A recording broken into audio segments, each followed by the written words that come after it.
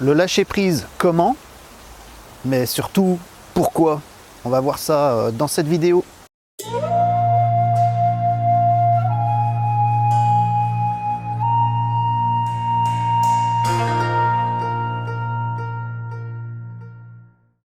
Salut toutes et tous, bienvenue pour cette nouvelle vidéo sur cette chaîne Bouddhisme Zen.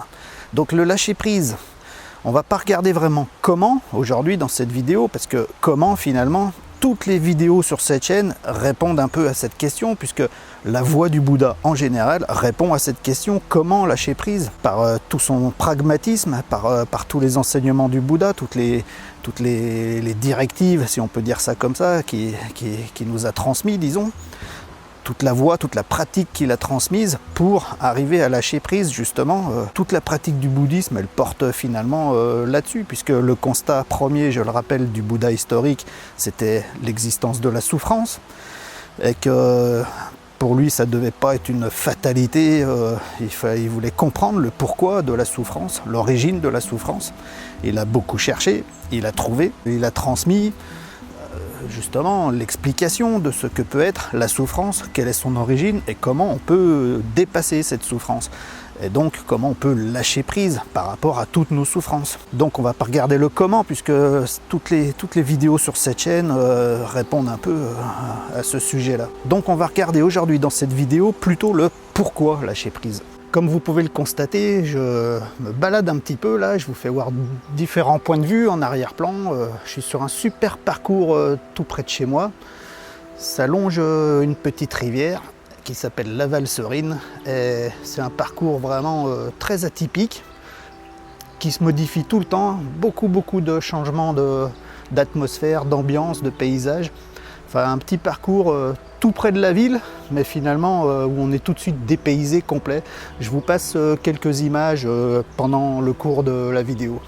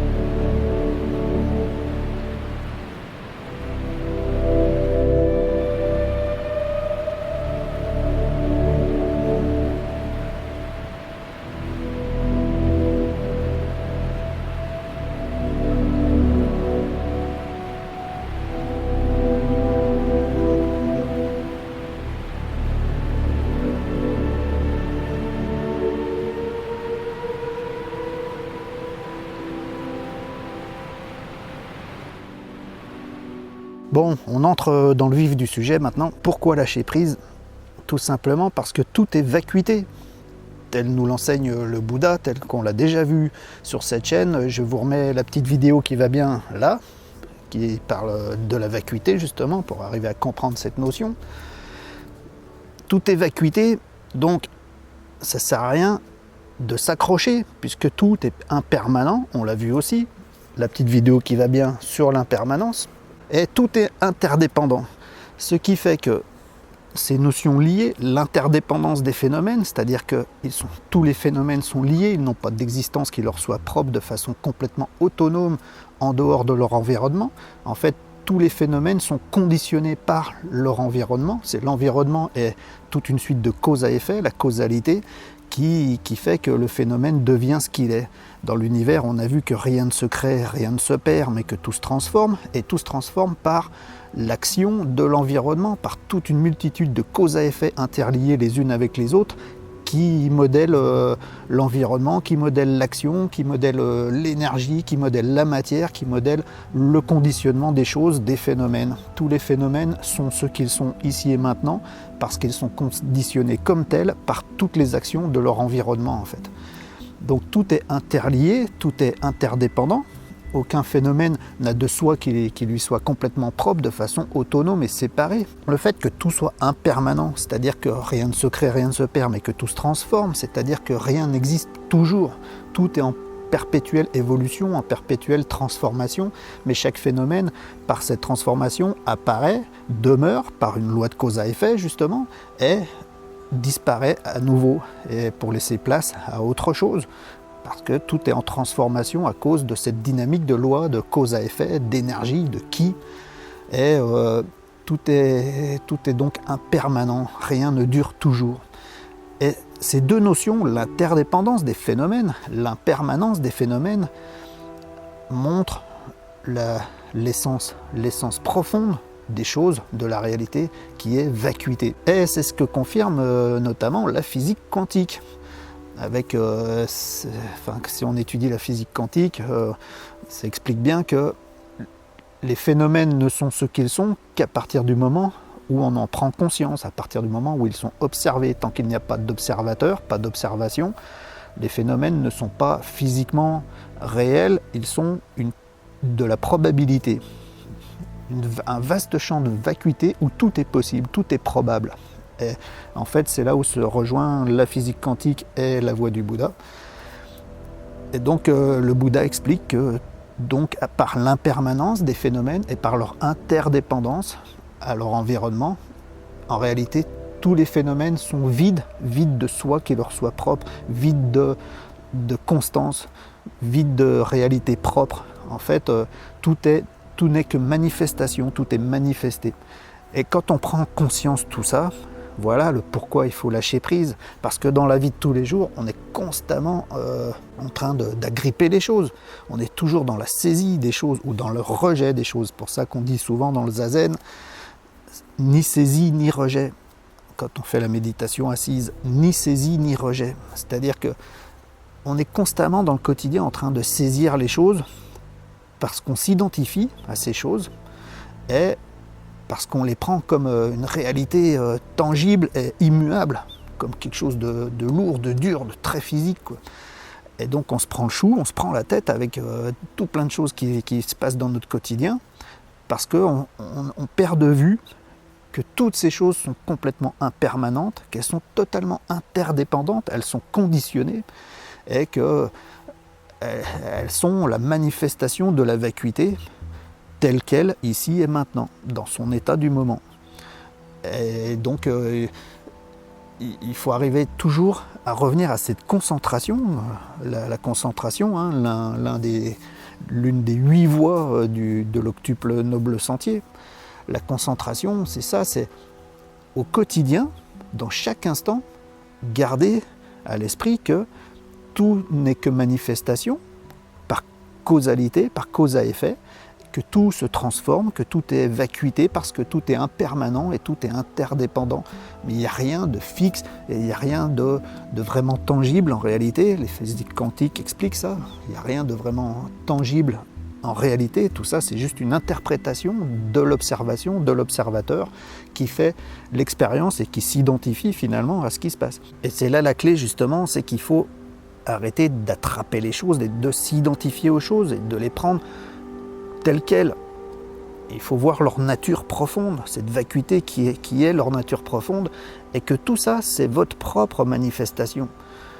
Il ne faut pas croire que le monde est contre vous, que le monde est là pour vous emmerder, pour vous faire chier, pour vous mettre des bâtons dans les roues, pour vous rendre la journée pas possible, du réveil au coucher, tous les jours, au boulot, avec les collègues, avec le patron, etc., dans la circulation, avec les autres automobilistes, etc., etc. Il ne faut pas croire que le monde vous en veut en réalité. Le monde, c'est juste la manifestation de la perception que vous en avez.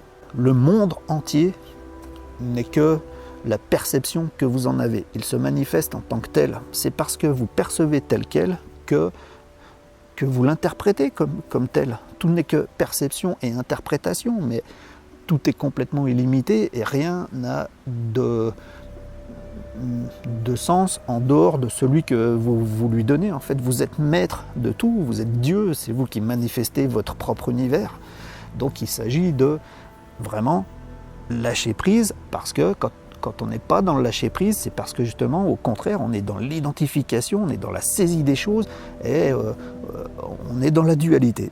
Voilà, on en revient toujours à ça. Dès qu'il y a interprétation, identification, il y a dualité. C'est-à-dire qu'il y a le sujet et l'objet. C'est-à-dire le sujet, c'est la conscience de nous-mêmes, notre propre identification à ce qu'on considère comme étant le moi.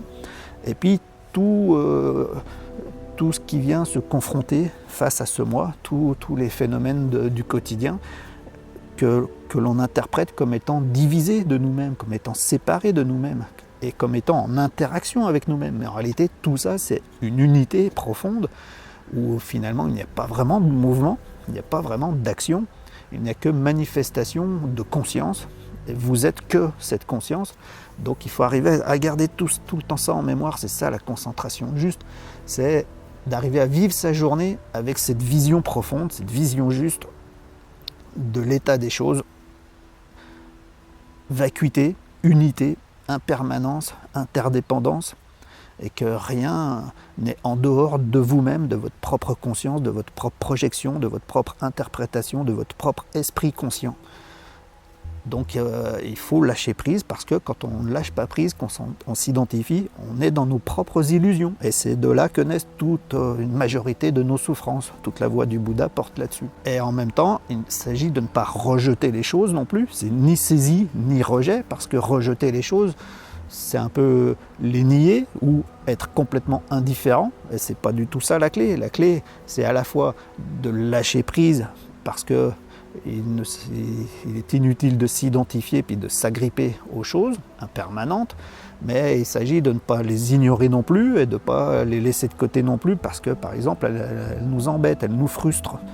Il faut les garder en conscience aussi, parce que toutes ces manifestations qui nous semblent bonnes ou mauvaises, parce qu'on les interprète bonnes ou mauvaises dans notre conscient, dans notre histoire, dans notre compréhension du monde, notre propre compréhension du monde, et bien, tout ça, c'est manifestation de nous-mêmes, de notre état conscient actuel.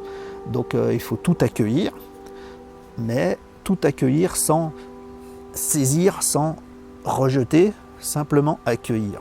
Tout ça, finalement, c'est le zazen, mais le zazen, c'est pas que quand on est assis sur un zafou. Le zazen, c'est toute la journée du réveil au coucher. Voilà pourquoi lâcher prise, tout simplement pour éviter beaucoup de souffrances inutiles, des souffrances qu'on s'impose nous-mêmes, parce qu'on s'identifie, parce qu'on saisit les choses. Ouais, mais lui, il me fait chier, ouais, mais lui, c'est un con, lui, il me veut ça, il m'a emmerdé, ouais, puis il y a ça qui m'arrive, il y a cette facture, là, je vais jamais arriver à payer et tout.